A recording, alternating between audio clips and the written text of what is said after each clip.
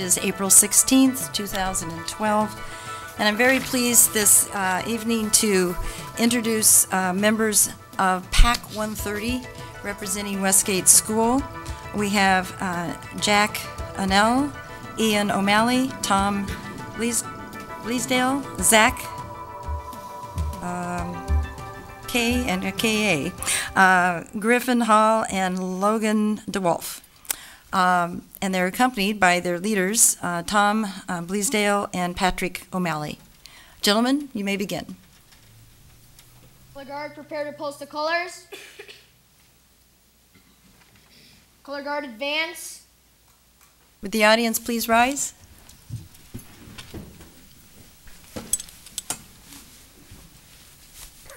Color guard, halt. Cub Scouts, salute. Color guard, post the colors.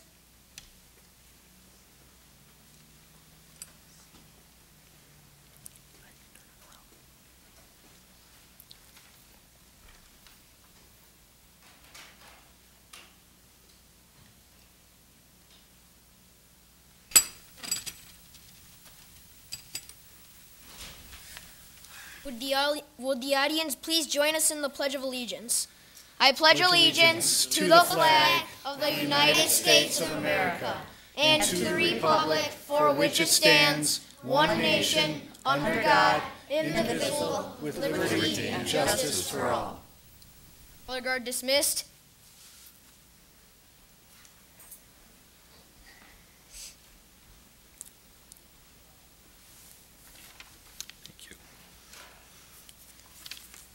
We can all applaud while we sit down.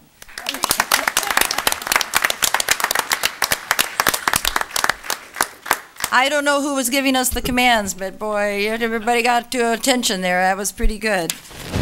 We thank PAC 130 of the Boy Scouts, or Cub Scouts. I'm not sure what level we're at. It's Cub.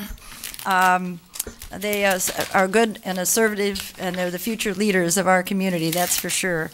We thank you again, and Westgate School. Thank you, gentlemen.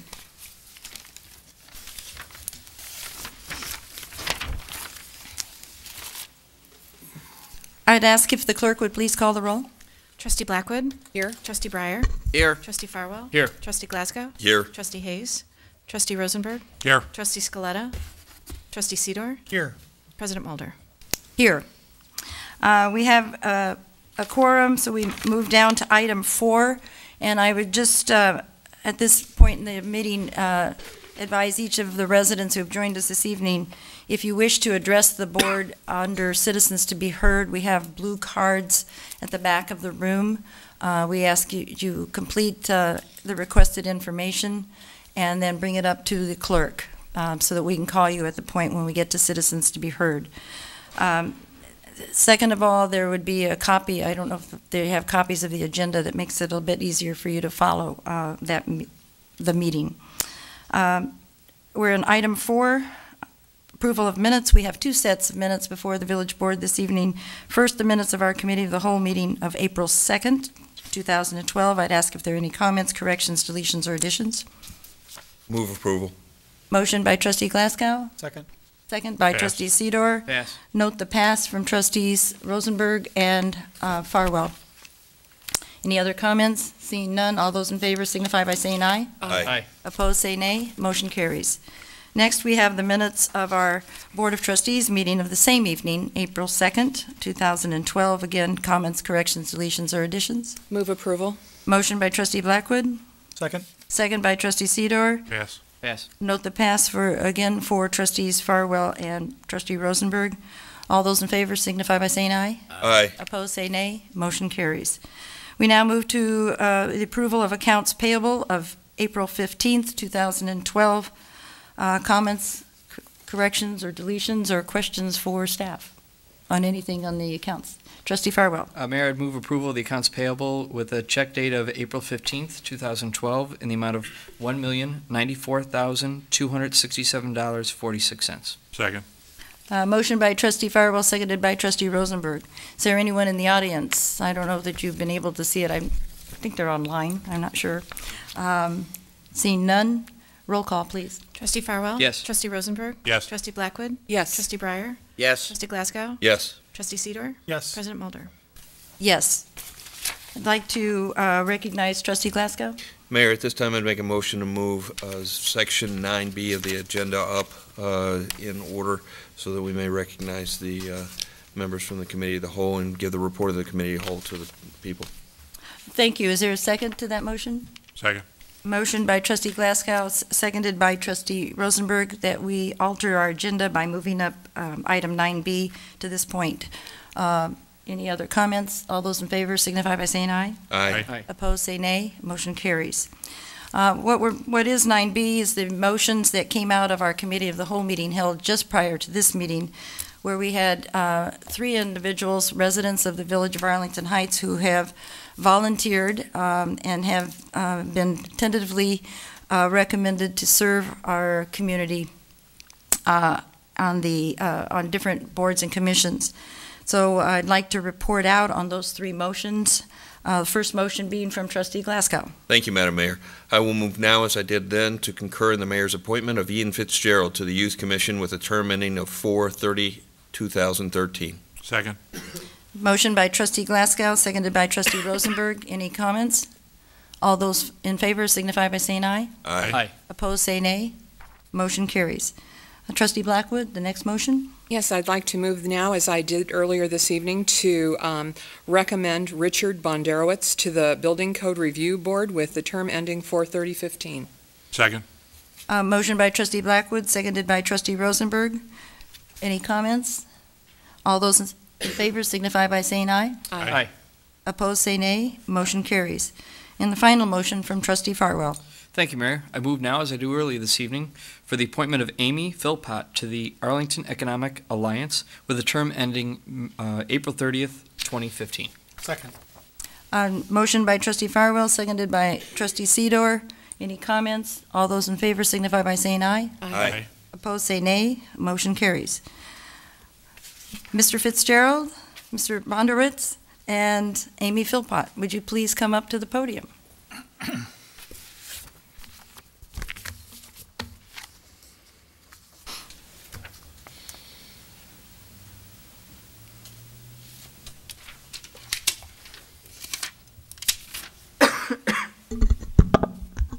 This is a 3-for-1 here. Okay.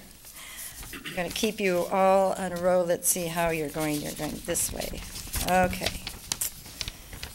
We have Richard, Amy, and Ian. If the 3 of you would please raise your right hand. I'm going to administer the oath of office for the terms which were stated in the motions. Would you, starting with Richard, then go to Amy and Ian, would you say aye and clearly state your name? I, Richard Bondarovich. I, Amy Philpott. I, Ian Fitzgerald. Repeat the following in unison. Having been appointed, Having been appointed. okay, Richard, or Rich, you're going to say to your Building Code and Review. To the Building Code Review Board. Amy To the Arlington Economic Alliance. and Ian. To the Youth Commission. Now, everybody in unison. In the Village of Arlington Heights, The Village of Arlington Heights. in the County of Cook, In the County of Cook.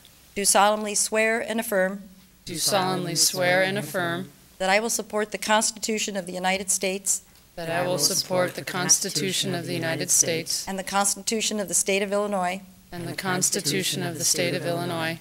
and that I will faithfully discharge the duties And will faithfully discharge the duties of this office of this office according to the best of my ability. according to the best of my ability. With you 3, you're all in a nice row there. I think these 3 people deserve a great round of applause in advance of this.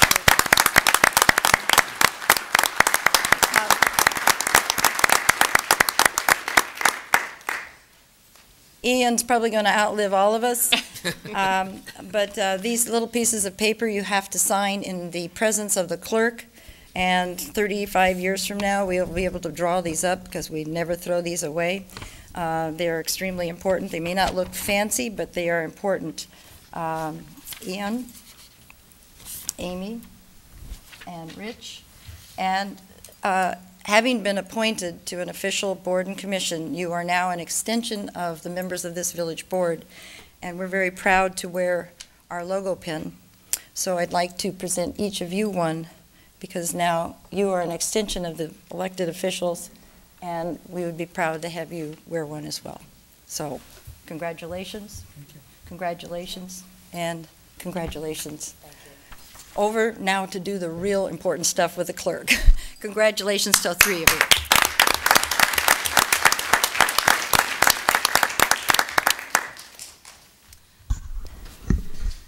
There's approximately 180 residents who volunteer.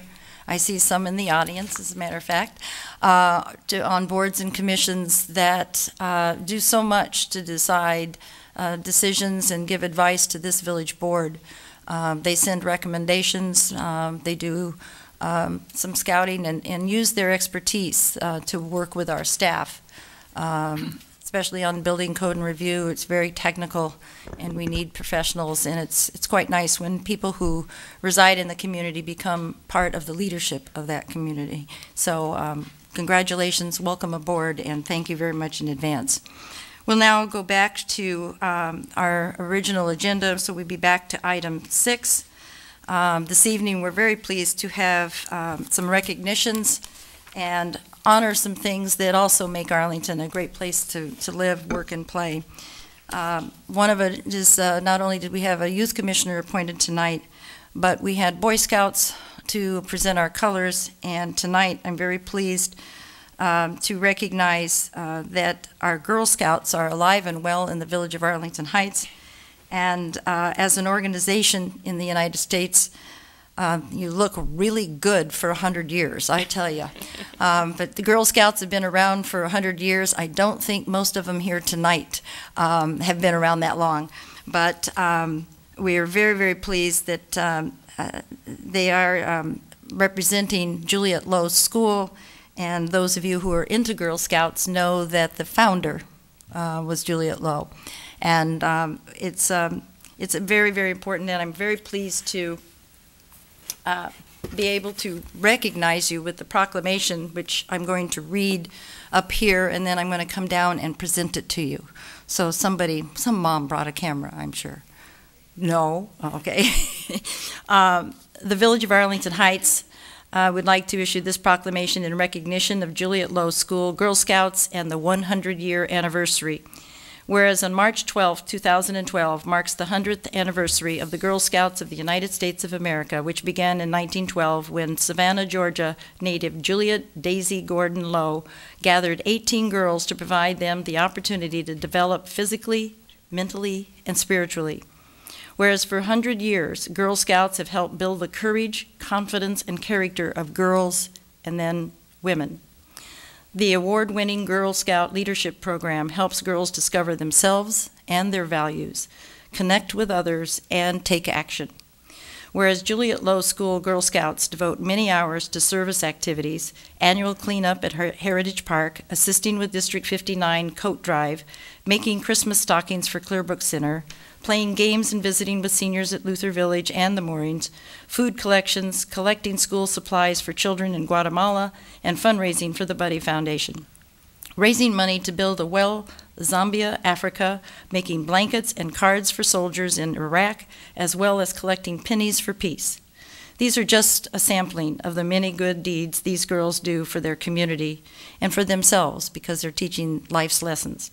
Now, therefore, I, Arlene J. Mulder, the village president of Arlington Heights, along with the Arlington Heights Village Board of Trustees, do hereby congratulate the Girl Scouts on their 100th anniversary and the Girl Scouts at Juliet Lowe for their many great accomplishments and contributions to the young people in this community. I urge all citizens to join me in recognizing these troops for its positive influence in our community over the past 100 years.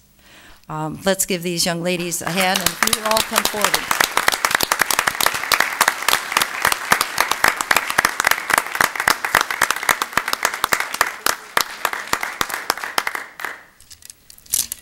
Okay, if you come up forward here. Uh-oh, I better take this thing here.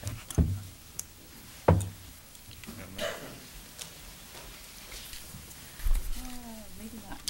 Here, I got a few of my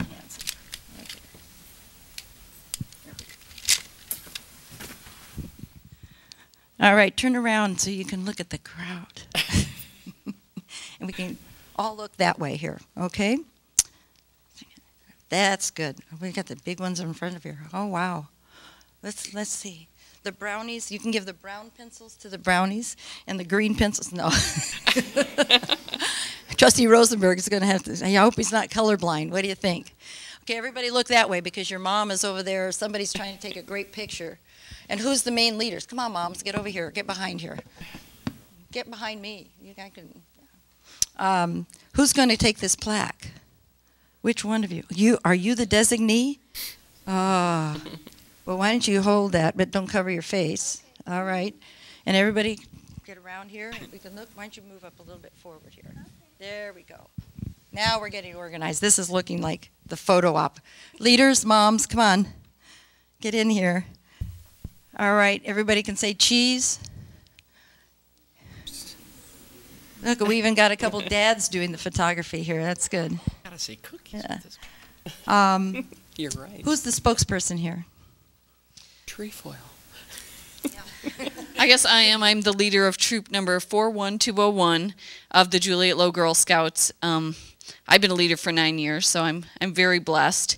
And we have done so many things for the community and thank the community for their support as well. And hopefully the Girl Scouts will be around for another 100 years. Well, I know that the Girl Scouts go on through, and a lot of people aren't aware of it. They're very, very cognizant of the Eagle Scout presentation, but there are an elevation for girls to continue through high school as well and accomplish a lot of different things. So I hope to see it. Did everybody get a pencil? And the brown and the green? I think the leaders need one too, you know, so they don't forget where they live. I would appreciate it again. Support the Girl Scouts, and if you didn't buy a box of cookies, shame on you. I bought lots because they're good, but they're the same price, but you get less cookies, I've noticed. Let's give these ladies a wonderful round of applause. Thank you and congratulations.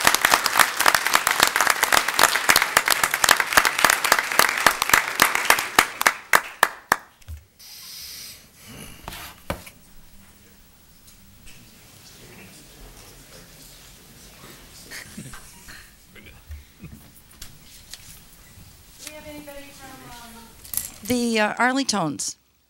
Aha, there they are in their blue shirts. Gentlemen, can you come up forward, please? We can all watch them while I read their proclamation. They get pencils too? No, do you want pencils? Do we have leftovers? No. Whereas the Arlington's 35-member men's capella, acapella, they didn't put it, oh, it's Capella. Oh, they didn't type it very well. Okay, that's why I couldn't figure it out.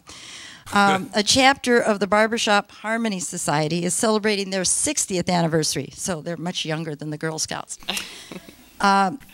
Whereas the Arlingtons have entertained and performed for organizations and key public events throughout Arlington Heights area for the past 60 years, and the a cappella music has helped to inspire, heal, and transform our community, and currently continues through their new Living in Harmony program, a free program that brings the joy of both chorus and quartet music to organizations which provide services for the well-being of our senior citizens and our senior community. The Living in Harmony program is made possible through the support of sponsors and donors from members of the Arlington Heights Chamber of Commerce and other local businesses and organizations. Whereas the Arlington's chorus has attracted men of all ages, but not so young as the Girl Scouts, right? No. Do they have to be boys? About 13, yeah. Oh, I have to be at least 13, okay. No girls, huh? No. We have the Sweet Adelines. Oh, the Sweet Adelines, okay.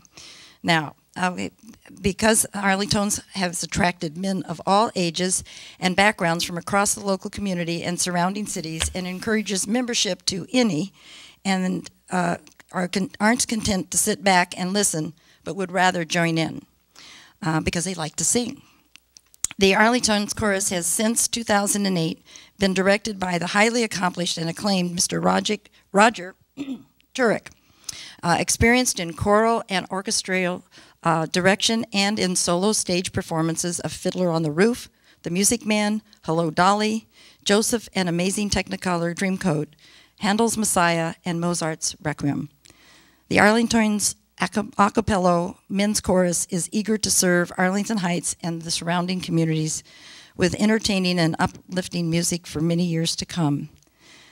Now, therefore, I, Arlene J. Mulder, Mayor of the Village of Arlington Heights, along with the Village Board of Trustees, do hereby proclaim the month of April, which is half over, Barbershop Harmony Month in honor of our Arlington's 60th anniversary and their continuing contribution and to the well-being and the vitality of our community, because they make us so very happy.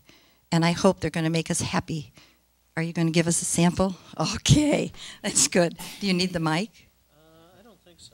Okay, I'll turn it off so it doesn't do anything. Welcome to the Arlington.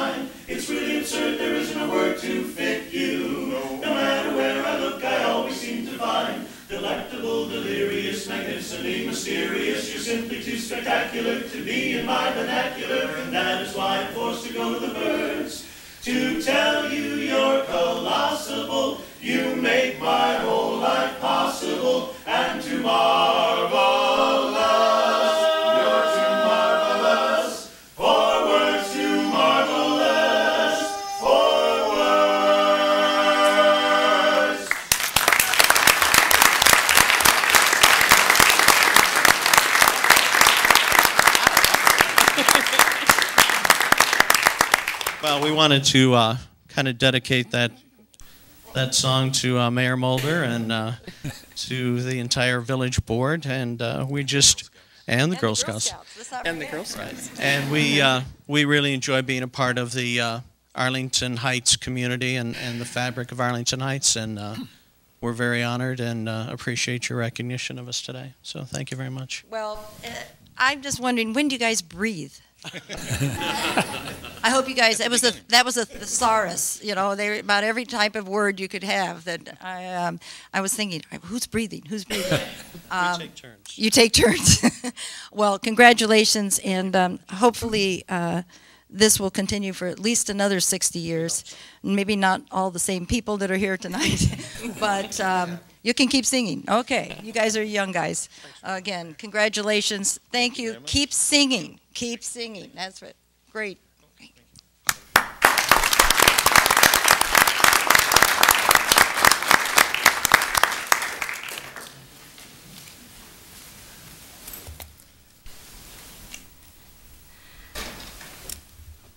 Well, to continue with our recognitions and presentations, this evening there's a request to recognize our Arlington Heights Police and Fire Department by salute. Will, are you somewhere here? Oh, there he is.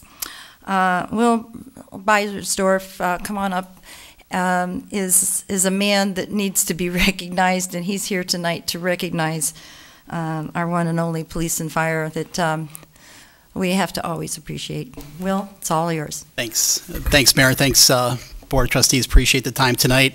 I'll keep it short. I'm usually pretty quiet and nervous at these types of things, but tonight I'm very excited and thankful because Salute, everybody knows about Salute Inc. We've been around for 9 years, since 2002, basically, or 2003, and we've been doing some great things.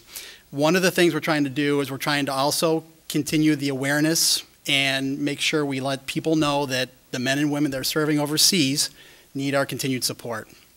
So a couple years ago, we came up with the idea to do something, create a program called Heroes Helping Heroes. And that's where we would bring hometown heroes, police and fire professionals, together to raise funds for our overseas heroes. So last year, Arlington Heights participated in their first year, did fantastic, and I just wanted to come and recognize them tonight because they both worked together and raised, over $5,000. But more importantly, they helped build the awareness of the importance of what our men and women are doing overseas, and we also want to recognize what you're doing here in in Arlington Heights and elsewhere. So I don't know how I want to do this. I'd like to maybe have Chief Morning come up first, possible. So there were several officers that helped us. There was Officer Hess, Officer Swanson, Gasek, and also Investigator Pete Hamrick. Why don't you come up and... Come on up, guys. Where we put the Girl Scouts, now we get the Boy Scouts. No. So you can face the audience, yeah. That'd be great. Let me read this real quickly, what this basically says. And we'll do the same thing for the firefighters as well. But basically it says it's a certificate of recognition and appreciation. Salute Inc. recognizes and honors these officers, Officer Hess, Officer Swanson, Officer Gasek, and Officer Hamrick, for their participation in the 2011 Salute Inc.'s Heroes Helping Heroes Outreach Initiative. Your actions have exemplified the common thread of service and sacrifice and the importance it plays in all of our lives. And I just want to say thank you very much. Really appreciate that. So Officer Swanson, he's not here tonight, so I'll take that. Thank you, Chief. And then Officer Gasek. Thank you very much. Thank you very much for your service. Appreciate that. And of course, thank you very much. Appreciate that.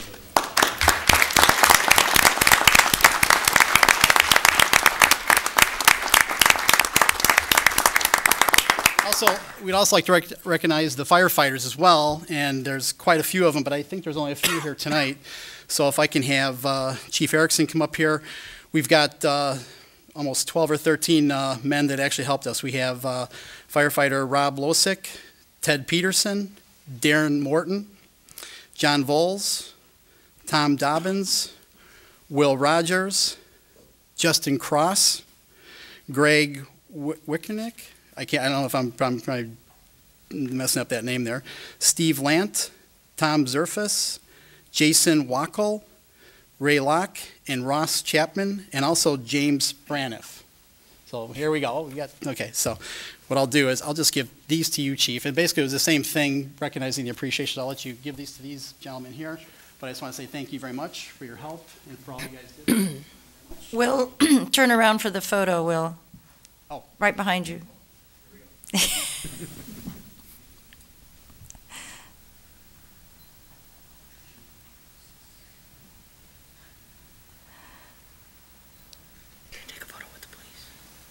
One other thing before and if I could just have both the chiefs come back up here real quick. And if you guys Why don't all of our officers come up as well?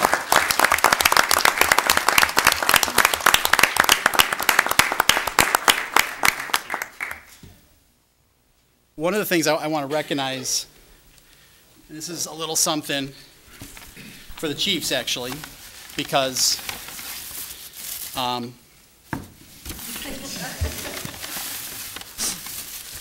this is Mary Beth's idea, of course, not mine. It's my wife. So one of the things I want to recognize is for the chiefs, you guys have guys, men and women that hustle for, I'm sure, for the village and for us, and we really appreciate that. So I wanted to give you this, basically the 2011 Hustle Award to the fire department and to the police department. So there you go. Can you tell us what those are? These are little bobbleheads. Oh. Police officer. Oh, look at that. No. So I think our village should really be proud of, these individuals and all the others that couldn't be here tonight. I mean, many of these guys are friends of mine too from the community. So they're not only doing what we ask them to do at the village, but they also do many other things. So we're very, very, very privileged and very lucky to have, men and women that serve us here. And thank you for remembering our heroes. So. Thank you, and Will, thank you for all that you do, fundraising, to help our soldiers that return that need some assistance. And I know that our government tries to help when needed, but there's always gaps. And salute and many, many hundreds and thousands of volunteers and people who participate in the runs and every type, the pizza party. I mean, it was phenomenal. And I've been reconnected after I got sawed in half. That was kind of interesting. But it's just amazing. And so I think our police and fire this evening are representing what they do is much like our soldiers. They're trying to keep us safe. And they do a fantastic job. And using prevention is always one of the best ways. But we hope that everybody can stay safe, and thank you for your service, and thank you for starting Salute, because you've touched a lot of lives and done a lot, and we need a bobblehead for you, I think. Let's thank our police and fire who do so much 24 hours a day.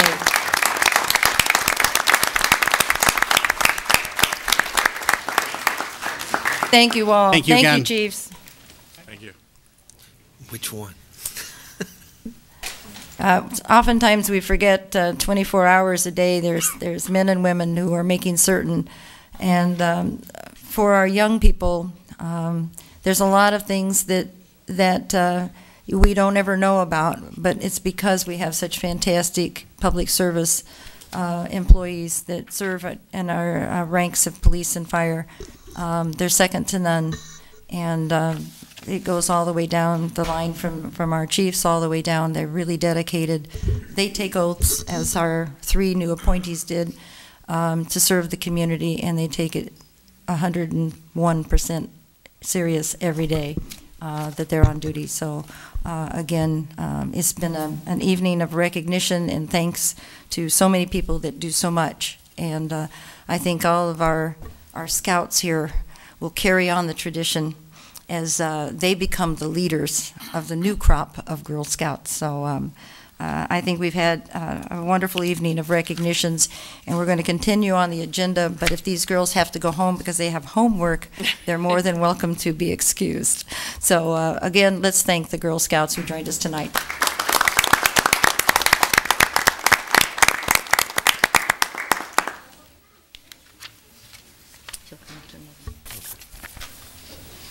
Oh, maybe I should.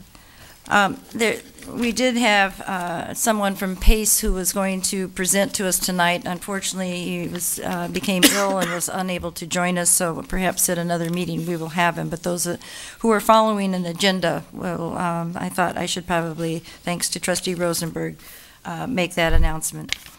We go to item 7 now, where I'll need a motion to convene a public hearing for purposes of discussing municipal aggregation. Could I have a motion? So moved. Second. Motion by Trustee Glasgow, seconded by Trustee Blackwood. All those in favor signify by saying aye. Aye. Opposed, say nay. Motion carries. I now convene this public hearing and would ask Mr. Dixon to introduce the subject. Thank you, Mayor. This is public hearing number 2 relating to the adoption of an aggregation plan of operation and governance. This pertains to the municipal aggregation of electrical service. The state law which created this opportunity provides and requires that each community in our aggregation consortium is required to hold 2 public hearings prior to adoption of a plan of operation and governance. The board held the village's first hearing on April 2nd at the board meeting. Tonight's is the second meeting to fulfill the statute. The purpose of the hearings is to receive comments on our plan of operation and governance. As required by law, the draft plan describes first how the electric aggregation program will provide for universal access to all applicable residential and small business customers, as well as providing for equitable treatment of all applicable customers. Secondly, how demand management and energy efficiency services will be provided to each class of customers. And thirdly, how the aggregation will meet any other legal requirements concerning aggregated electric service. Copies of the draft plan of operation and governance are on file and available at the village clerk's office, as well as the information is available on the village's website. Notice of these 2 public hearings was published as required by law, and you'll recall that on March 20, the citizens of Arlington Heights voted to have the aggregation process be initiated.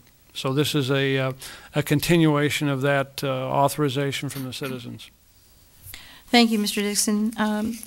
Any comments by our trustees on the subject? I have 2 citizens who wish to address the board during this public hearing. Philip Herman.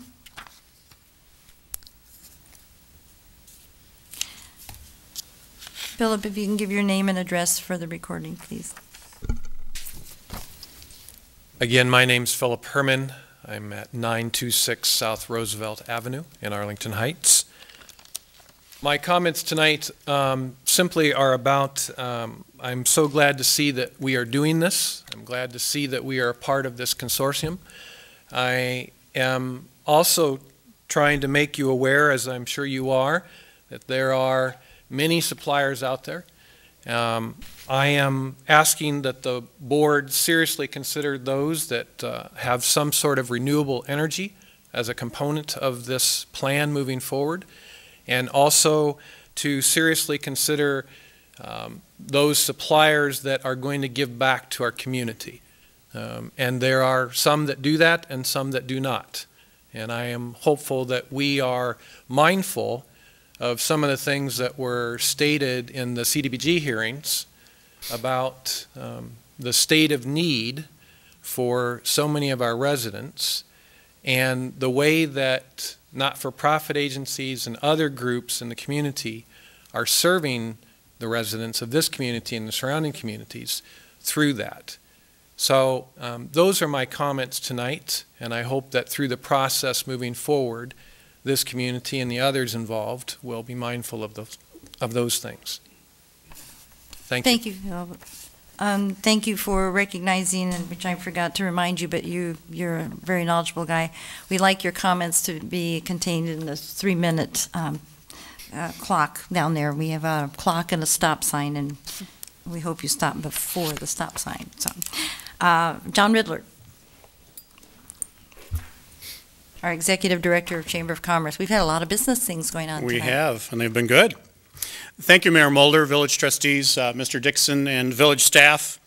The first village board goal in 2011-2012 listed on the village website is to focus on village-wide business development, followed by goal 1H to unify efforts of the village, the chamber, the Economic Alliance, and to develop coordinated efforts for business retention and development, and encourage and support efforts of the Arlington Heights Chamber of Commerce.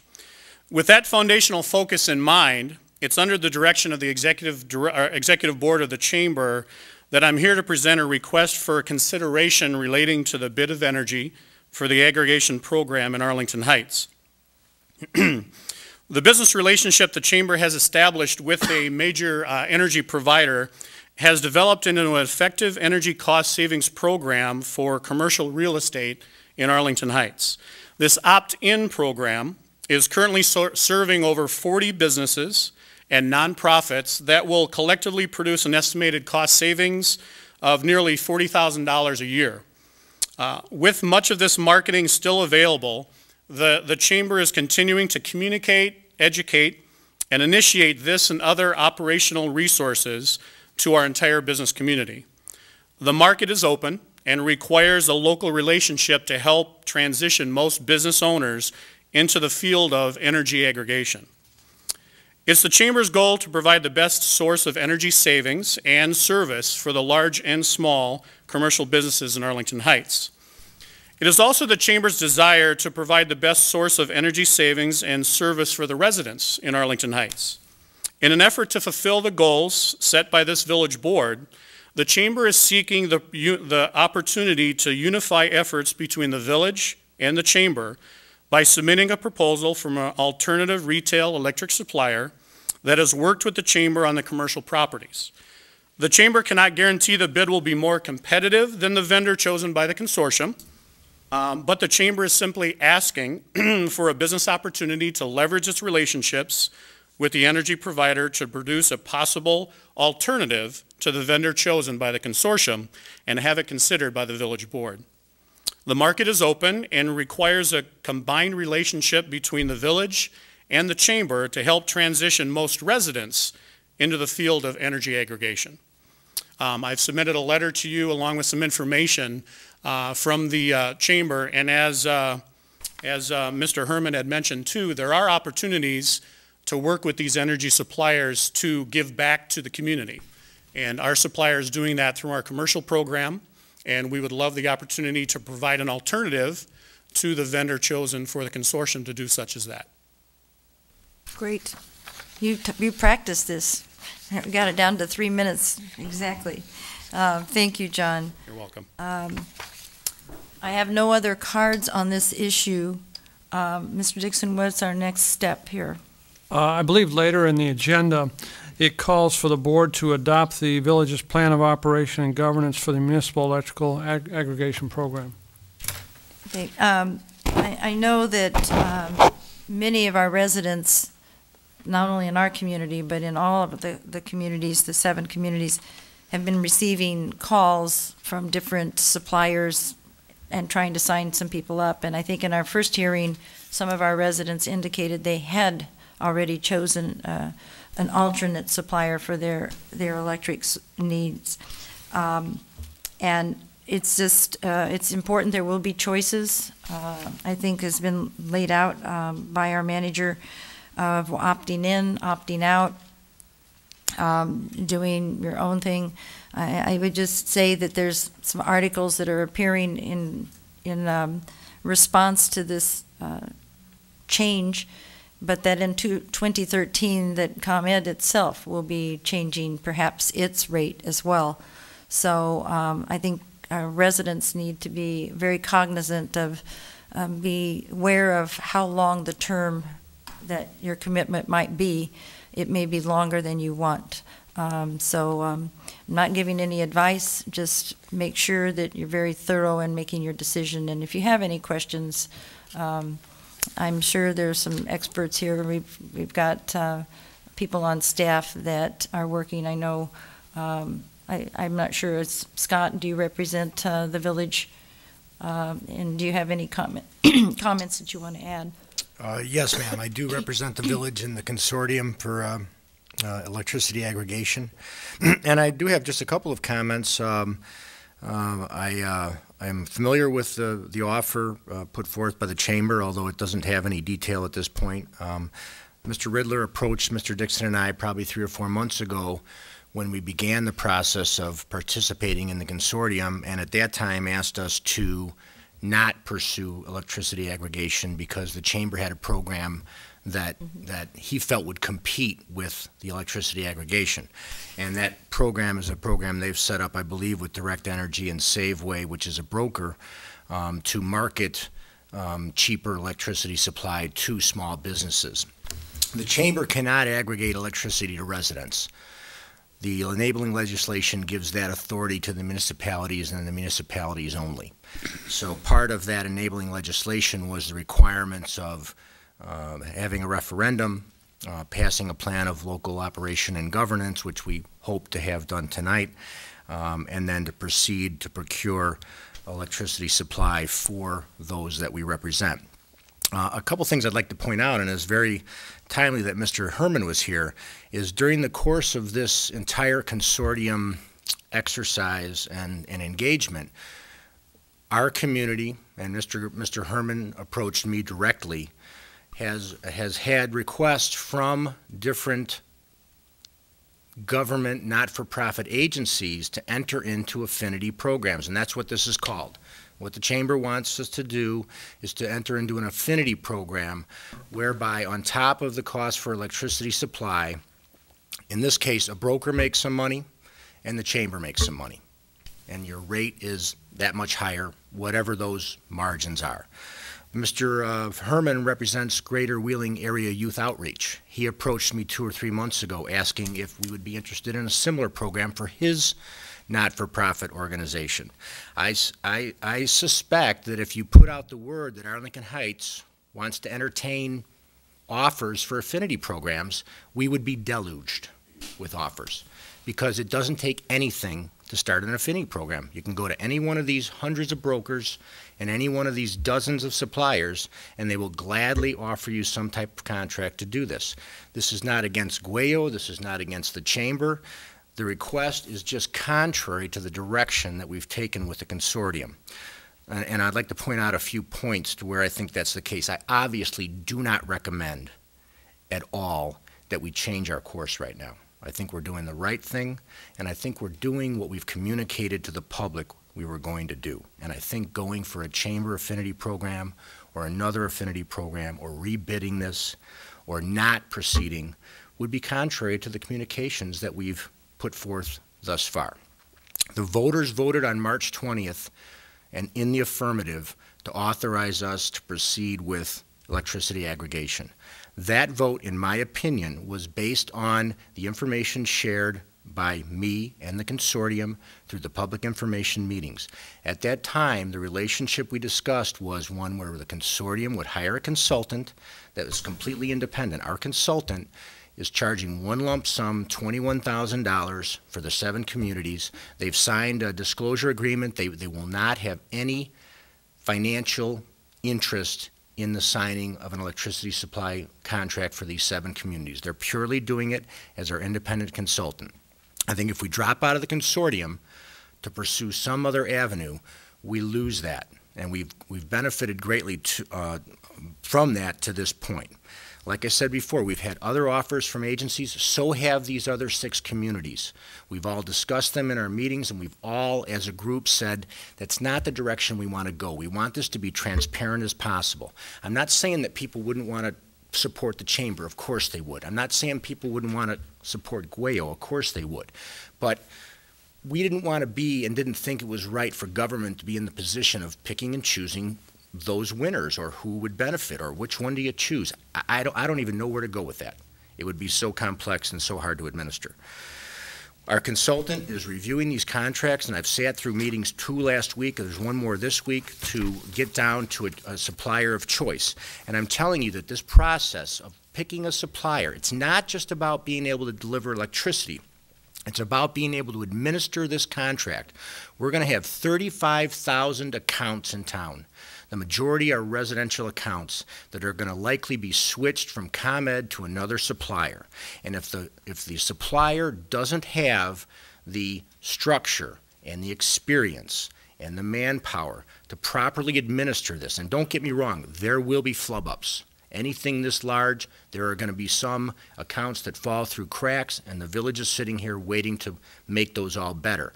But we're choosing a vendor not just based on the price. We're choosing it on their experience, their ability to walk us through this process, because we're in a very unique situation right now. We're going to enter into a world we've never been in before. We're going to get into we're going to be the middleman in this electricity industry, and our residents, if things go wrong or they don't go smoothly, they're going to look at us. And they're going to blame us. And they're not going to be looking at the broker, or with all due respect, GWEO or the Chamber of Commerce. They're going to be looking right at me, and I'm recommending against this because of all the reasons I've just stated. I could go on for an hour. I've lived this thing for the last 6 to 7 months, and I just think at this point in time to change course would be a huge mistake.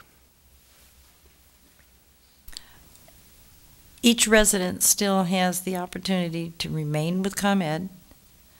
Absolutely. And we don't know what that might mean financially when 2013 arrives. Right now, Know anything about what happens in 2013? we don't know what the consortium will do going forward in 2013. We're not going to know what ComEd's rate will be once their current pricing structure drops out. We're not trying to look that far ahead. We're just trying to look at this next contract for 10 or 12 months and try to master that. Aggregation will likely continue and go on for quite some time, but we don't know if it'll be the consortium makeup to look at supply contracts or not. And I'd just also like to point out that, you know, these programs, these affinity programs, are opt-in programs. GWEO and the Chamber, as you already know, they can operate these programs on their own despite the fact that we aggregate electricity. There is nothing that stands in their way from selling to residents, selling to small businesses as we speak for the last 6 months, for the next 3 months till we hopefully sign a contract, and for that matter, beyond. You probably noticed there are a lot of people getting calls now. The aggregation window is closing. They know we passed our referendum, and so these third-party suppliers are getting desperate out there, and they're resorting to some pretty unsavory tactics. Some of them are pretending to be ComEd. Some are pretending to be someone who, you know, says there's sign up now or you're going to miss out on this. So I've been dealing with the ICC over the last couple of weeks, taking calls from residents and following up, and they're very, very tricky. Their caller IDs are leaving numbers that they say they're disconnected. They have some kind of cloaking devices, and it's getting rather complex. So the sooner, I believe, in my opinion, we lock into this market, we do it with the assurances of our consultant, we do it with the review and partnership of these other communities, the better we can put this kind of wild, wild west atmosphere behind us and move on to implementation.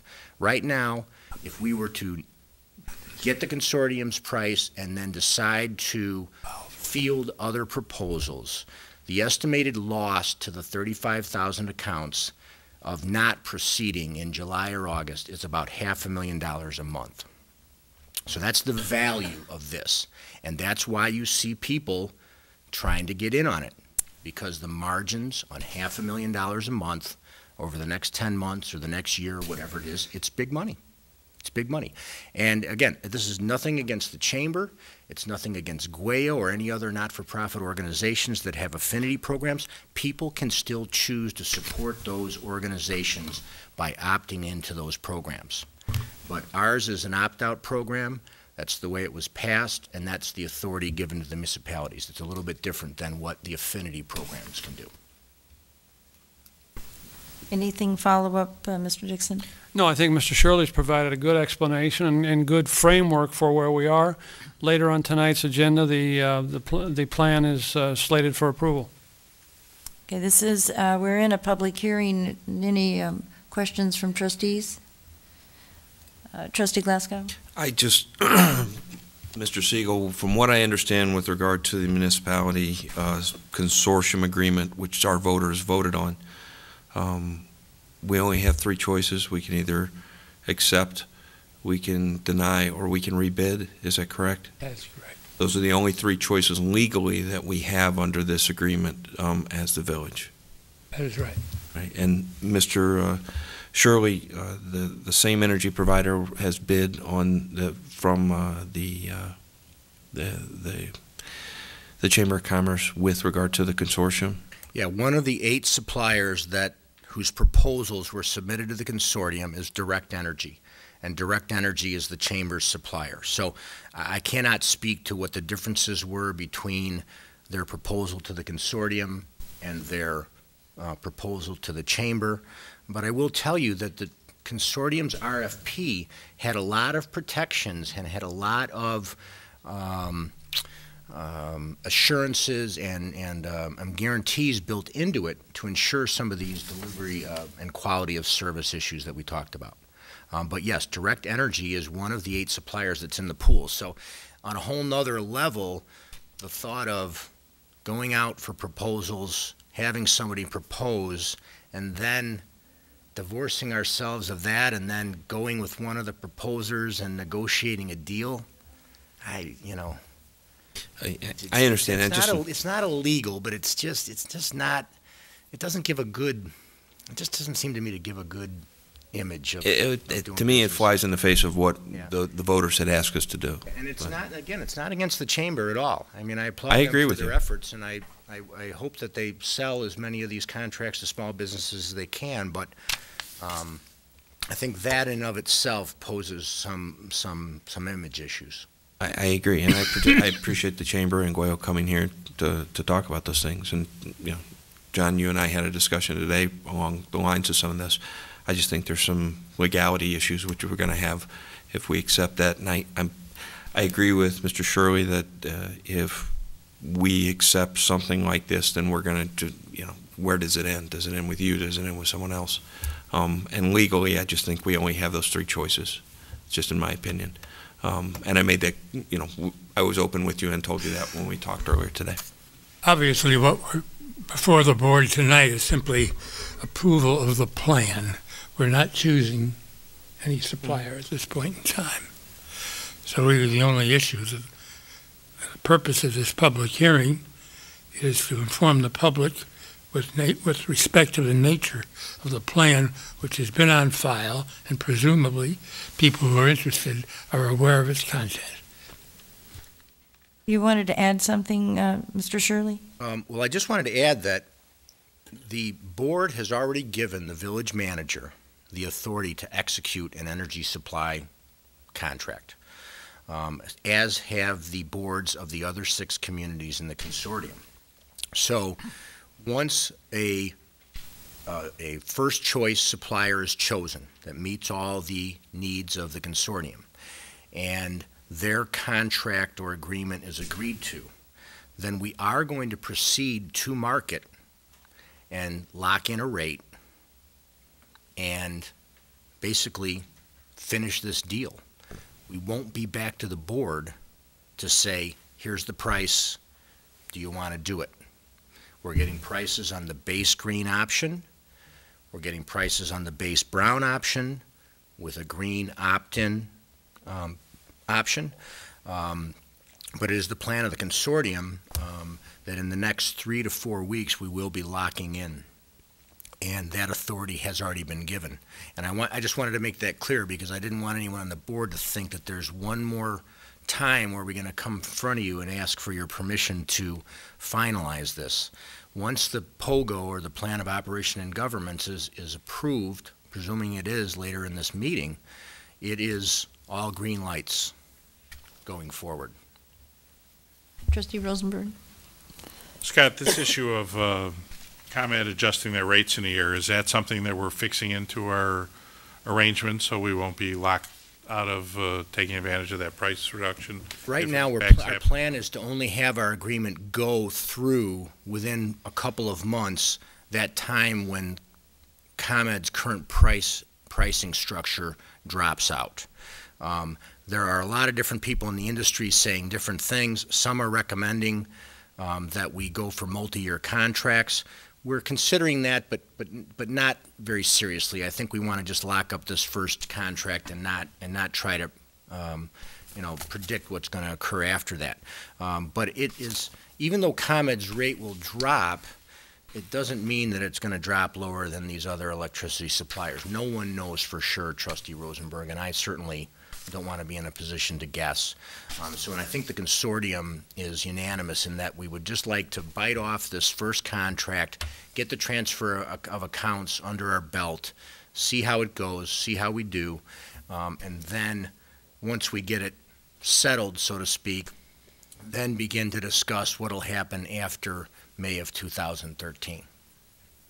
Is it possible to hedge it by having like a one-year contract with options, just in case that would give us a better price or anything? Or? We actually have built into the suppliers submitted their vendor margins for different contract periods, I think up to 36 months. Some of them have been very competitive in the out years as far as their pricing, and we've built in that if we do choose to go with a longer term contract, that they would be required to match or beat ComEd's price. again, we're still in the process of negotiating that contract, and until it's in an agreement, it's not there. But I think the consortium is of the mind that we would not proceed beyond May or summer of 2013 without some assurance that ComEd wouldn't come back with a cheaper rate and we would all look dumb. So if we do go for a longer term contract, we're going to build in some protection so that doesn't happen. Thank you for all your work. Trustee Blackwood. Mr. Shirley, just a real quick question for clarification. Once a vendor is selected by the consortium and the village has authorized the go-ahead, is it at that point in time that the resident has the ability to say they want to opt in to a green initiative or a partially green initiative or a brown, all brown? I mean, I don't know where that selection process is. Well, we are in the process of negotiating with these suppliers, and so I don't want to completely reveal everything because it is kind of a confidential process. The suppliers have made proposals to supply a 100% renewable base option, okay, with just the base bid. At that point, our thought was not to have an opt-in for a brown option. If it's competitive enough, and we've got a number in our mind, but frankly, I don't want to share it publicly because there's a premium put on that, and we don't want the suppliers to know what the consortium's magic number is. Follow me? So, I mean, I hate to be not totally transparent, but it's in our best interest because they do put a premium on that green.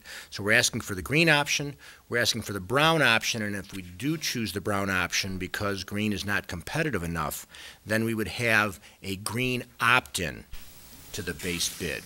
So there will be a green option for our residents no matter what. No matter what. It's just that it may be an opt-in as opposed to just the flat you get if you don't opt out. Does that make sense? It certainly does. Okay. Thank you. All right. Any other comments? I have no more cards for the public hearing, so I would need a motion to close the public hearing. So moved. Second. Moved by Trustee Glasgow and seconded by Trustee Rosenberg.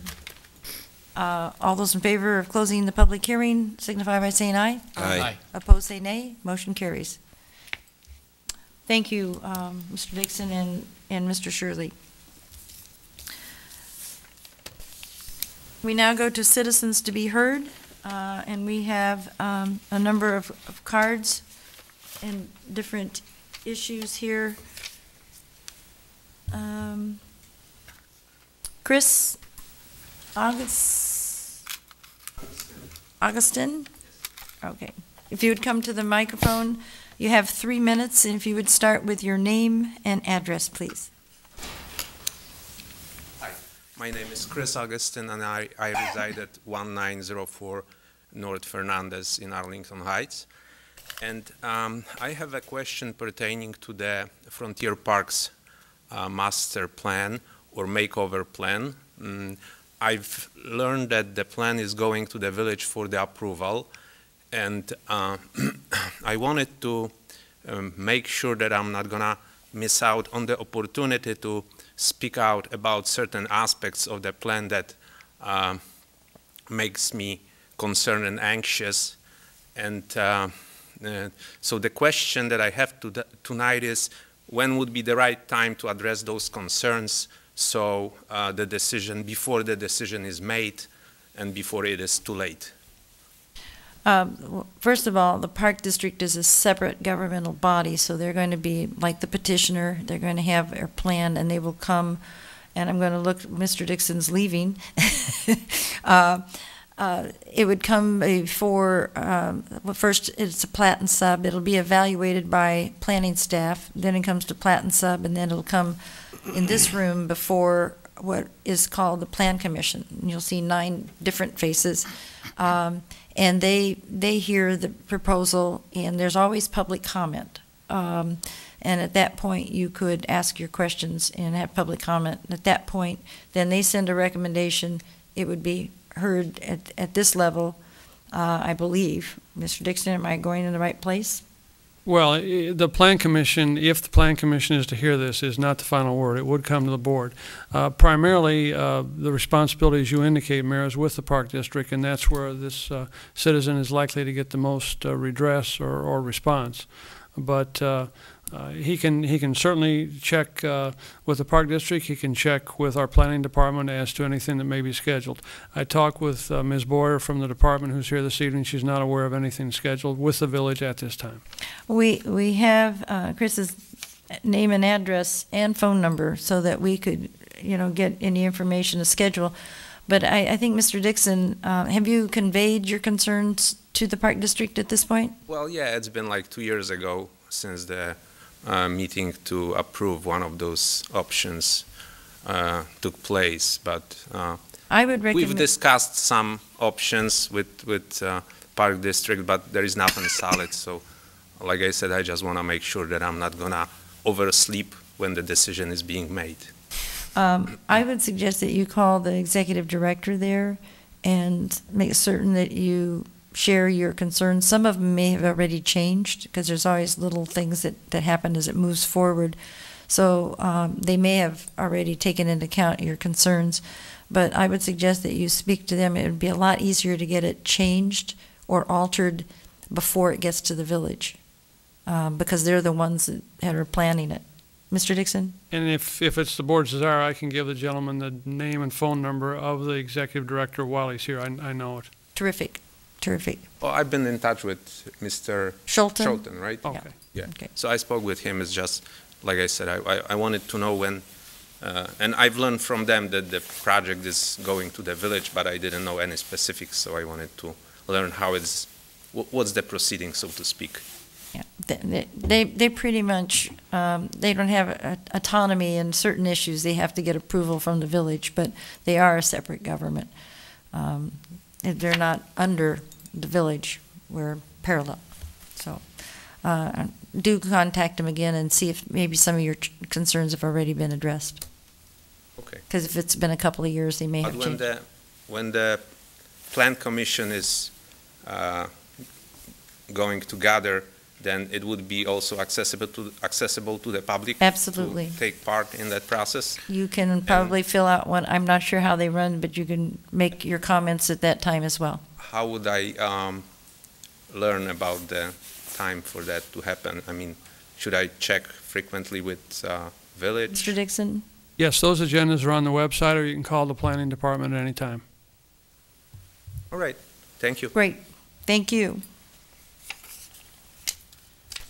Mr. Rob Sherman, who's going to talk really fast, right?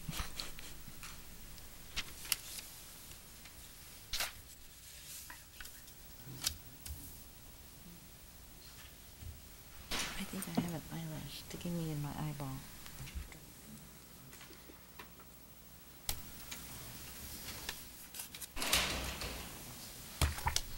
Thank you.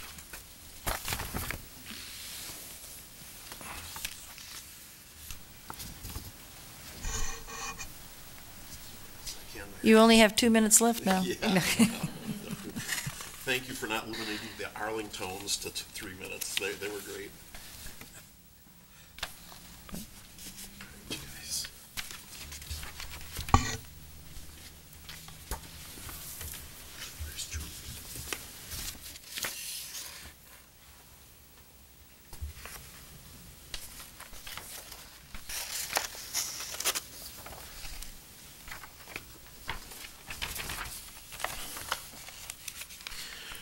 Good evening, Mayor. I'm Rob Sherman, Box 7410, Buffalo Grove. Last week, the Finance Committee of the Blue Ribbon Committee to extend Route 53 into Lake County, they declared economic war against the people of Cook County.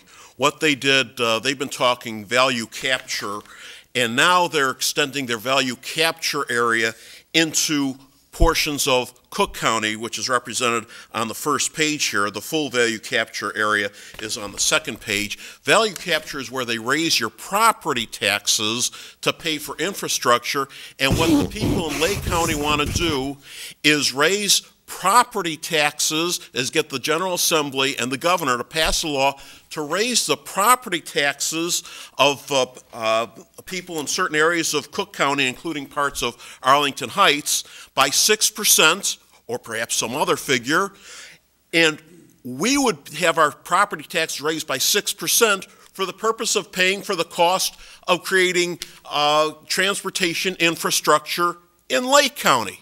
Well, if you agree with me that's crazy, I'm asking the members of the board to urge the mayor, when she goes to the big Blue Ribbon Committee meeting this Friday, to tell the Blue Ribbon Committee, don't mess with the people of Cook County. Don't mess with the people of Arlington Heights.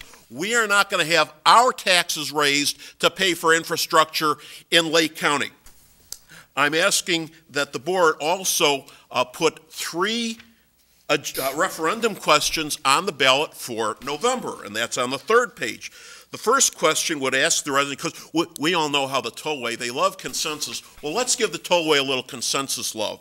The first of the 3 questions that I'd like to see on the ballot is, shall property taxes be raised in parts of Cook County, a portion of which includes a part of Arlington Heights, for the sole purpose of funding transportation infrastructure improvements in Lake County? Maybe we can get 90, 95%, 99%, because that's nuts what they want to do with the Blue Ribbon Committee. The second question, shall tolls be placed on Route 53 in Cook County for the purpose of funding transportation infrastructure improvements in Lake County? Again, that's nuts. Let the people in Lake County pay for it. Now, you'll love this third of the 3 questions. Should the cost of transportation infrastructure improvements in Lake County be funded by placing tolls on roads in Lake County, such as Route 41 and Highland Park and Lake Forest, rather than by placing tolls on roads in Cook County to fund transportation infrastructure improvements in Lake County? Ladies and gentlemen, the Blue Ribbon Committee is desperate. They know they don't have enough money to pay for this project, so they want to pass a law to force the people in Cook County to pay for infrastructure improvements, and transportation infrastructure improvements in Lake County. Don't let them get away with it. Don't let this thing grow legs and run away before we have a chance to stop it. Let's kill it in the bud, and thank you for your time this evening. Thank you, Mr. Sherman. You did pretty well, pretty close. I don't have any other cards. Were there anyone else that was here as citizens to address the village board? It's a complicated thing. We've wanted 53 to extend beyond the Lake Cook Road, which is the boundary of our community, because we found that in high traffic times, people were getting off a little early and driving through our single-family neighborhoods. Now that they want to tax those neighborhoods as well, maybe they'd rather have the traffic cut through. But it's a difficult issue, and the cost is exorbitant, and it's going to challenge the viability of this whole project. So thank you for your comments. We'll conclude citizens to be heard and move on to old business. We have before us a report of the Committee of the Whole meeting, which was held a week ago, April 9th, where we had Excuse me, Mayor, there were some other cards on the parking issue. Thank you. We're not done. I should have seen some hands waving back out there. Katie, you're on top. Whoops, actually you were number 4, but we're going to go in order. No, we're going backwards. Yeah, you were on the top of the card, so. Name and address, please. Katie Van Agren, 304 South Belmont, and Vignettes of Arlington, 15 East Campbell. I'm back to address the board tonight in the village about our downtown parking. 2 weeks ago, we were here with some other people speaking, and I went out and did my own survey. What I found was that many of the downtown businesses that I questioned, and I questioned 27 of them, only one had bought parking permits for their entire staff, which were 6 employees. One business, which has over 35 employees, 50% of them purchase permits. The rest of the businesses do not purchase any permits, and some of them purchase just for the managers. I did a total of 27 businesses. The total amount of employees were 323, with only a small handful of people buying permits. While I agree with Mr. Scaletta that we have come a long way since 2000, he referred to the free parking at the west end of the village after 12 o'clock. This still doesn't help the people that come to work at 6 o'clock, 9 o'clock, 10 o'clock. I again encourage the village board to look at the Naperville website. I went on it again today. I went to the review of the downtown parking management study final report, read over what they did, and then I called the leader of the transportation board and asked some questions. She said that to date, they felt that about 75 of their businesses were purchasing the permits. The permits sold for 2012 in Naperville were 661 at $5 per year, and they have sold to 79 of their Naperville businesses. I also found out that their parking garages are totally free for anyone that comes down to Naperville. Their commuters park a half a mile away, so they really don't have the same issues that we do with commuter parking. I really think that we have a lot of issues going on in Arlington Heights. My basement flooded. I have ash trees around me. I'm worried about our electric bills. But this is a really strong problem in the downtown area, which I've been a part of for now over 10 years. So I'm asking us that we just look at Naperville, see what they're doing, talk to some of their employees, see how it's working, and just strongly stress that people cannot afford $30 a month for parking. Thank you. Thank you, Katie. I was remiss. Mr. Dixon is going to make some comments about the Naperville. As you have rightly brought it to our attention, we've tried to figure out how in the world they could do that. So you might tune in to his description. Go ahead. Okay, thank you, Mayor. We have the last two board meetings, and this is the third in a row, heard about downtown parking, and particularly employee and employer parking downtown. We've heard about Naperville, and we have been learning more about that situation. They do have an employee permit parking program and a $5 annual fee. We've learned that downtown Naperville businesses pay approximately $300,000 annually to the city through a special service taxing area for downtown customer and employee parking. So essentially, it's a subsidized program. Arlington Heights businesses contribute nothing to the parking operation, although they contribute greatly to the community and to our well-being. But in terms of a tax or a fee on downtown businesses for parking operations, there is no such fee or tax in Arlington Heights. They do pay the full fare. That is the merchants and their employees who buy permits or who pay daily fee. They do pay in that way. But there's no subsidy or no underwriting of the parking system in Arlington Heights. Our annual budget for the parking fund is about $1 million and is supported 100% by user fees and fines. We expect to have more to share with the board at the May 14 Committee of the Whole meeting. As you know, parking is a very, we're not trying to make it more complicated, but it's a balancing act when you have commuters, shoppers, merchants, employees, different hours. We have a lot of free parking right now.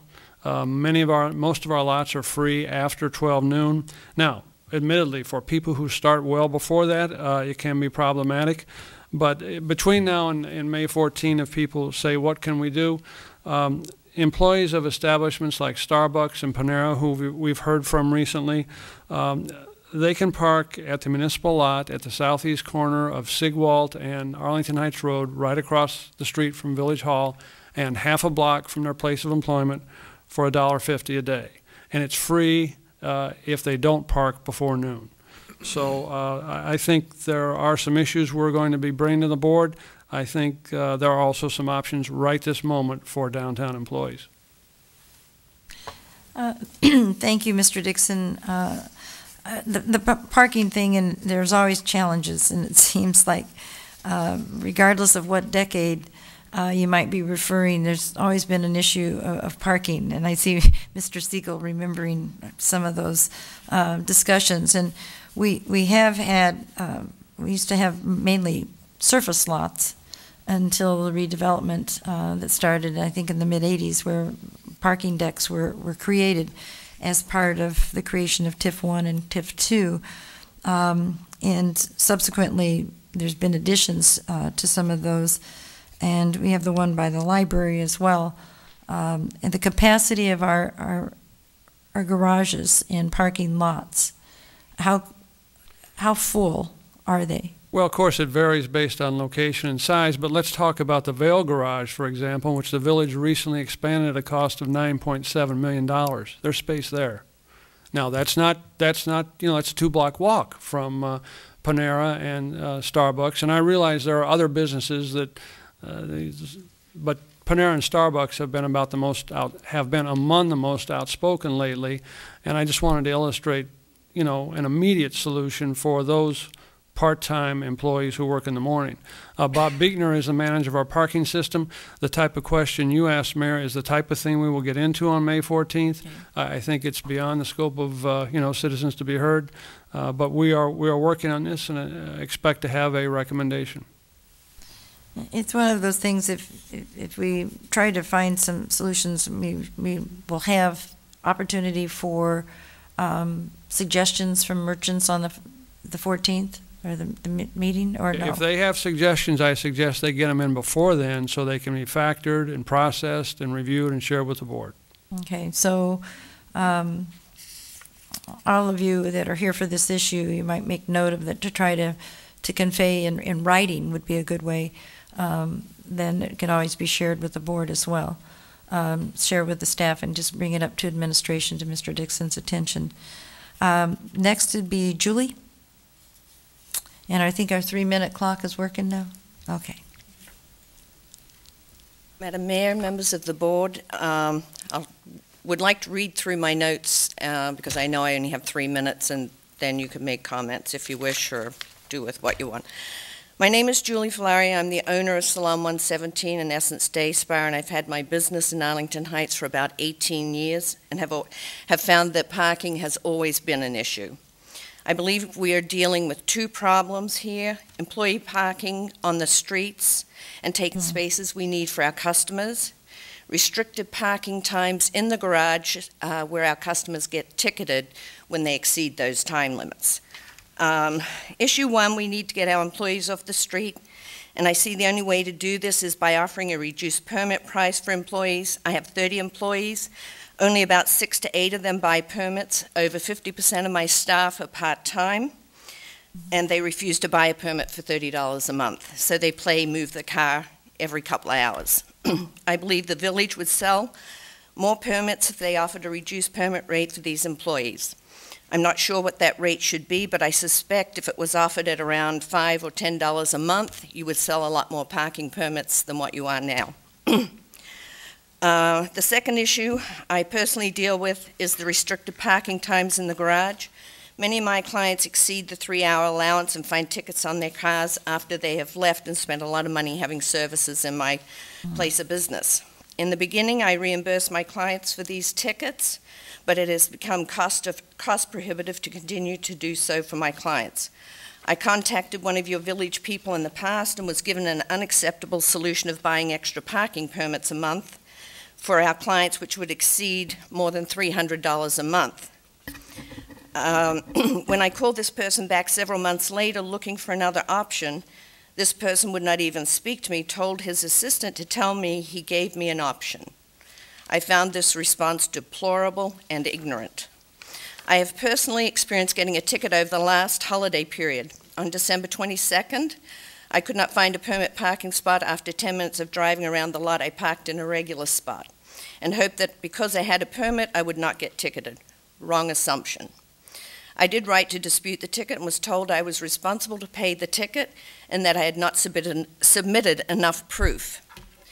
I don't know what more I could have done other than stand in the garage and take photographs of a full parking lot. As a business owner, we should be happy the parking lot's full. But as a business owner, I shouldn't be ticketed because I can't find a permanent parking spot. I suggested in the past that commuters' parking be moved to the village lots, which would open up the parking for more customer and permit parking. However, the response I was given was that the village couldn't possibly move the commuters, that wouldn't be too far for the commuters to walk. I'm under the impression that commuters leave downtown Arlington Heights and go elsewhere to work. Our employees and our businesses build Arlington Heights, so I think we need to look at this very closely. I have had my clients tell me they do not shop in Arlington Heights as it is not shopper-friendly, and that they can go to Woodfield, Deer Park, and shop all day, have salon services, dine, and not get ticketed. I know I'm done, but if I may just finish reading my comments, I'm almost done. Okay. The parking situation makes it very difficult to attract new clients and keep them when a new client comes to us and has 3 to 4 hours of services, leaves feeling great, and calls me back to tell me they got a ticket. It's rather frustrating and maddening. Over the last 10 years, we, the business owners, have constantly complained about parking issues to no avail. It appears that our requests for change have fallen on deaf ears. If Arlington Heights wants to build the downtown area and bring new business and customers into town, then there needs to be a lot of changes.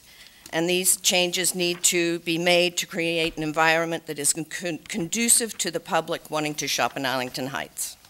Thank you. Thank you, Julie. You made some excellent comments, and we appreciate you coming this evening. I have copies if you want. Yeah, leave one, please. I'll give it to the clerk. Mr. Dixon?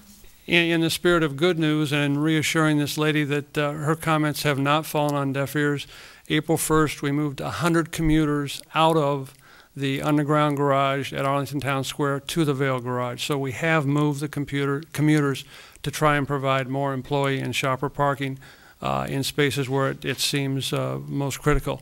One of the pressures that has caused this issue to emerge is the action, rightfully so, of the management at Town Square to get the employees out of the surface level parking there, and also action by Citibank to get people out of its surface lot. That has created a real crunch in the underground garage at Town Square. And these type intricacies and relationships are what we have to evaluate in terms of making a recommendation to the board. But I do want this lady to know that we have done very recently that which she recommended, and her suggestion did not fall on deaf ears. Is it 3-hour parking underneath Arlington Town Square? Yes, it's 3 hour. And the problem, just for a moment, in extending that, say to 4 hours, is maybe this sounds unrealistic, but there are some people who would go downtown Chicago and come back during that time period, not to work, but to run an errand or to go to the jeweler or to meet an attorney or something like that. Not to meet an attorney 4 hours. Too expensive.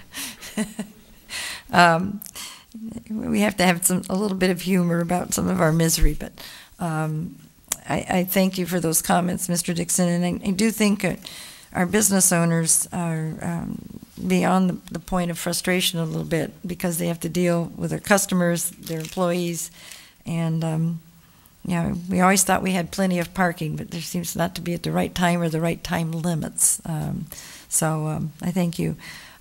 Judy McCara, you're up, and finally we'll conclude with John Anderson. Okay, I'm from Panera Bread, 31 South Evergreen. I'm not going to talk the numbers. You've already heard from the last visit, and I cannot speak after them. But I do want to apologize to them. I'm very nervous. I'm not a speaker. For not being politically involved in my life and seeing how the United States is run from president, and it's not just the president, it's the senator, it goes down to Congress, government, the governor, mayor, it's locally. That's where it needs to begin. And I see that now, being involved with these fellow business people. And I blame myself that we have hourly employees. You guys have no idea I have someone being evicted from their home. And you guys want to charge $30 a month. Gee, that's $360 a year. We're doing a fundraiser. That's not going to be enough for her and her 8 kids. We can only hire we got high school and college students. College students that will have student loans probably forever. And we want to do $30 a month? The $1.50 you guys are talking about, I have people coming in at 4:30 in the morning to open the store with me. And we're going to charge them $1.50 a day because they're starting before 12 o'clock. That's more than the $30 a month. I just can't believe the United States is like this. I'm embarrassed sometimes being part of this. And I'm to blame because I don't vote on community level. I don't vote for my mayor of my town. I don't vote for trustees. I don't vote for aldermen. But that has changed. But I am upset because my workers have been getting tickets after tickets. And you have no idea half their stories. These are students, most of them. And I just plead for you guys to come up with a solution.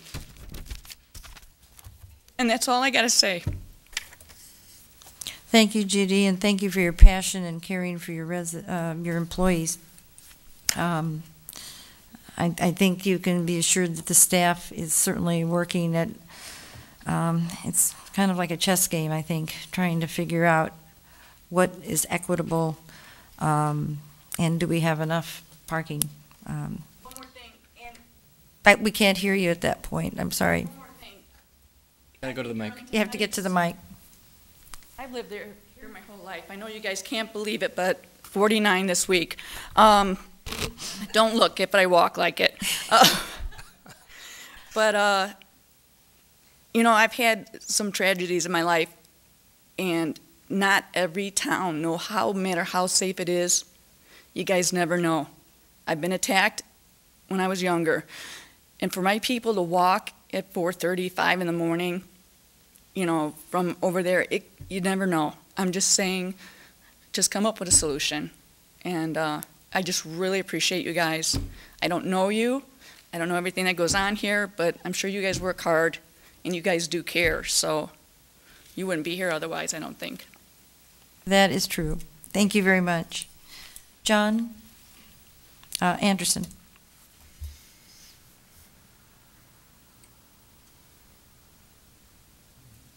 Hello, my name's John Anderson. I own Commuter Fitness here at 20 East Northwest Highway, and I just wanted to kind of help support the business people here that are trying real hard with this. The parking is, you know, $30.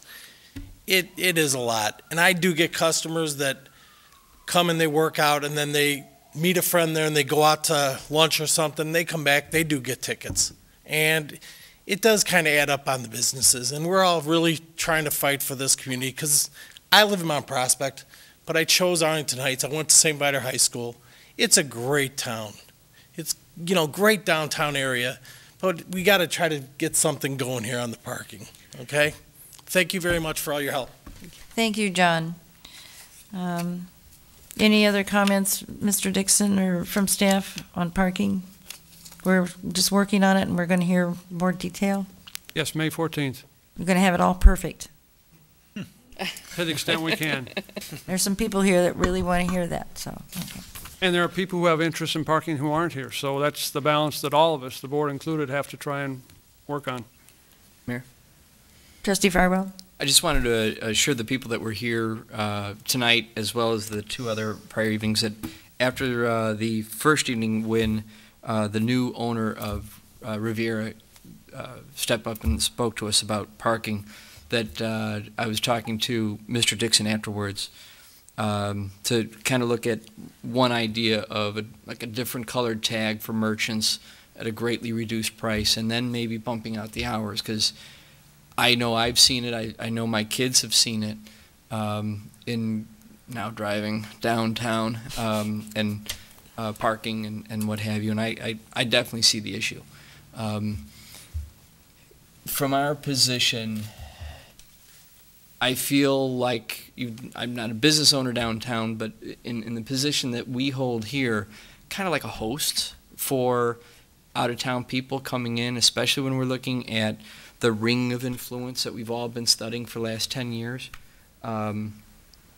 When we have somebody, especially from out of town, come down to go to all the stores that you guys run so well and then get ticketed because of it, I feel as a host like I violated something, like I've insulted our guest, and I worry about that guest ever coming back. And what is that guest going to say when they're talking to other people? So I understand the $1.50 option. I understand all the other options we have, but I also think we also have to understand that when we set this up a number of years ago, one, we were in a different economy, and two, it seemed like the $5 wasn't as much. But I think when you're looking at an hourly employee, and when you're looking at the price point that these businesses are paying, they're paying their market value of the workforce, and they're paying what they can afford to pay their workforce. And then for us to, especially on the part-timers, say, well, here's $30 a month, I can definitely see the issue. In looking at two of my daughters that have jobs, if one of my daughters who works at Lutheran Home would have to pay $30 a month to wash the dishes that she does, that would be a significant bite out of the funds that she raises there and earns. So I know your call has not fallen on deaf ears, and I think there is room, even though it costs us $9 million to make it, and even though we don't have an SSA in Naperville because we chose early on that we didn't want a special service area. So that was our choice years and years ago. But I think there's got to be room where we've got to do something. So I look forward to the staff's and our conversation on May 14th. Any other comments from trustees? Again, thank you to all our merchants. It's continually tweaking, and I'm just going to ask one more question. Is the 12 o'clock time frame in some of the areas where it's free, has there been consideration of moving that up a little bit that might help some of the part-time people? The restaurant business is a little bit tough if you serve breakfast, but might help something like the salons or something. Mayor, on a day-to-day basis, I don't know the answer to that question. I'll ask Mr. Buechner to step to the rostrum and indicate whether the parking group has considered moving that noon time up. What are the pros, what are the cons? I know that we had a meeting with some of our restaurateurs with the help of Mr. Riddler in the chamber a year or so ago, and that was one of the things because their waiters or their staff were running around all the time back and forth to move the cars. And that continues to be the issue if you start looking at variations on the time of when you're going to start the free parking. What's a good time? Some start at 4, 5 in the morning. Others start at 9. Some are 8. Some are 11. It's tough to pick the perfect time for everyone. So we haven't picked one yet. Not there yet. Are you considering it at all? We're considering all options. Okay. That's good. You just throw them up and see which one lands on top. No. Bob does not routinely attend these meetings, but in light of what we've experienced the last 2 meetings, I thought it'd be good for him to help us this evening and hear what we're hearing regularly. Good. Taking notes, right? Yes, and I've watched some meetings from home as well. Okay. You can watch them again and again. You're right. All right. Thanks, Bob. Trustee Rosenberg. Bob, before you leave, for that meeting on May 14th, is it possible you can supply us with all the current regulations, and so we have a complete understanding of what exactly evolves as far as with parking and what hours and for what lots and things like that, so we can kind of get an idea of what exactly the limitations are in each lot and when parking stops and starts and things like that. So sure, and we have a host of that information on the website as well. Okay. And it's pretty comprehensive. Right, but if you can provide it to us before the meeting, that would be great. Will do. We'd be happy to do that. I just want to caution the board. I think the issue that has been brought to you is pretty specific, and we want to make sure we don't get involved in redesigning the whole parking system to solve one issue. But I think that's a reasonable request, and we will do that. But I think you may want on the night of the 14th to keep the discussion fairly focused. Well, I was referring to the downtown area, but I know. that's, yeah. Okay. Thank you, Bob. Thank you. Before he goes, Trustee Breyer? I know it might be buried in the budget, but nevertheless, just so we know what is affordable and what resources are there, could you bring current financial information as to the parking operation? Absolutely. And to me, what also I was thinking about might be helpful, aren't you? Sorry, I haven't stayed quiet. When we talk about Naperville, we talk about DuPage County, and I don't know if it's urban myth or it's reality, that perhaps the property taxes paid by their downtown businesses are a smaller share of the revenue of that business compared to what our businesses pay. I don't know if it is or it isn't. That's certainly accepted urban myth. I can tell you, running a property in Will County, that our property taxes are on that business are a fraction of what it would be if it were in Cook County. So when we talk about adding a special service district, if we were to ever do so, we might be adding to a burden on our businesses that is significantly greater than what somebody in Naperville for a comparable business might pay. Now, again, I use the phrase urban myth. I don't know if that's true or not true. You guys probably have better resources to determine that than I do. I can only tell you my anecdotal situation that I couldn't afford to put the size business that I have in Will County in Cook County. So whether that's true across the board is something that you could bring the facts to the table and help us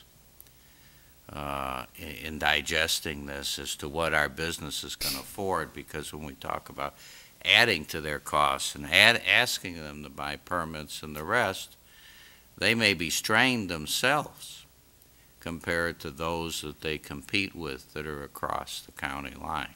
So those kinds of economic statistics would be helpful in my mind. We can make an attempt at putting together some information like that. I personally don't have any interest in a special service area. I think everybody's on such a tight shoestring right now trying to stay open. We don't need to go there. No, we were not advocating that. We were just disclosing it. Okay. Any other comments from trustees or questions for Bob before we make him walk back and forth to the Trustee Sidor? I'll make this real quick, Mayor. Thank you. When Trustee Farwell and I go to the spa, we need more than 3 hours for our services and to have lunch. And I know you're focused on certain issues, Mr. Dixon, and you want to address a small part of the parking issue, as you just mentioned. But it might be a nice opportunity to take a step back and just look at the entire parking situation downtown. We had some residents discussing and sent some emails regarding when they go to the pottery shop and they have to move their car and they have to move it 6 blocks. I can't remember the resident's name, but we had some other issues beyond employee parking. And dare I say, it's part of our brand. When people come to our village, what do they take back with them? What do they say when they leave Arlington Heights? And will they come back? And what are they going to tell other people? And the longer they stay here, the longer they're able to stay here for the right reasons, not to run downtown and come back, typically the more money they'll spend, which is good for us. So just a comment that I want to make. Thank you, Mayor. A good one. There's nothing else. Any other citizen to be heard? Any other cards? Mayor, can you give me 60 seconds briefly in regards to parking? Briefly. 60 seconds. Mayor, I'm Rob Sherman. I'm a commuter. When I use the Arlington Heights train station to go downtown to see Jack or another attorney, I park across the street from the front door of this building, and I walk 3 or 4 blocks. If there is a conflict between parking for commuters and parking for retail customers and the employees of the retail stores, the priority definitely should be for the retail customers and the employees of the stores. Let the commuters walk a couple of 3 blocks or 4 blocks. When we get downtown to the Ogilvy station, we're going to walk 3 or 4 or 5 blocks to State Street or Michigan Avenue or North Michigan Avenue. We walk there. We can walk here. You got to keep the businesses open, Mayor. Mayor, this shirt, these pants, this jacket, it's all from Joseph A. Bank, a block or 2 away from here. And it's because I was able to park in front of the store there. You know, if I had parked 3 or 4 blocks away, I wouldn't have gone there. So keep the parking close for the employees. I have no opinion on what the pricing should be of permits. But if there isn't enough parking for both, if there isn't enough close-in parking for both the commuters and the employees and the retail customers, certainly give the priority to the employees and the retail customers. Let the commuters walk a few blocks, and if they don't like it, they can go to Mount Prospect train station or the Buffalo Grove train station that's half empty all the time. Give the priority, keep the businesses open, keep the sales tax coming in. When you're going to advertise and shop in Arlington, I'll give you those extra 60 seconds every time. Thank you. Thank you very much. I think that concludes our comments, but thank you, Rob, and do keep shopping. We'll make sure there's a parking space for our customers. Okay. That concludes our citizens to be heard. We move now to the old business. I'll try again. Report of our committee of the whole meeting of April 9th, and I'd call on Trustee Blackwood. Thank you, Mayor. I would like to move this evening, as I did at the April 9th Committee of the Whole meeting, a motion to modify the December 2011 program approved by the Village Board for the Emerald Ash Borer program to include a one-time 50-50 cost-sharing program as recommended by the staff memo of April 5th. The cost-sharing program, again, will provide a one-time only reimbursement to any resident who is paid to have their parkway ash tree treated with the village's preferred treatment, trunk injection. The reimbursement for each tree treated will be no more than $50 per tree. All requests for reimbursement must be submitted to the village no later than October 31st, 2013. Second. Motion by Trustee Blackwood, seconded by Trustee Glasgow. Any comments from trustees? Mr. Dixon, any comments? I think we talked quite a bit about this, so voice vote? I have to memorialize this with a resolution or an ordinance. The Committee of the Whole is not. There's nothing on the agenda tonight, is there? Well, Mr. Siegel, this is a modification to a directive the board gave late last year. And the board did review this at Committee of the Whole, and they're acting on it to ratify that this evening.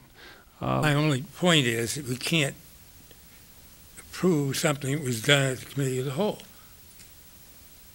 Why not? And we ought, since this involves expenditure of funds on the part of the village. Oh, later in the agenda, there is a budget amendment. Oh, okay. Okay. Any other comments? All those in favor of the motion signify by saying, or do I roll call? No. Okay. All those signify by saying? Cards. Any cards? Blue card. Is there anybody here? No, I have no cards for Emerald Ash tonight. No? Okay, they're just here at the cheering section. Waiting for the aye votes. All those in favor signify by saying aye. Aye. Aye. Opposed, say nay. Golden.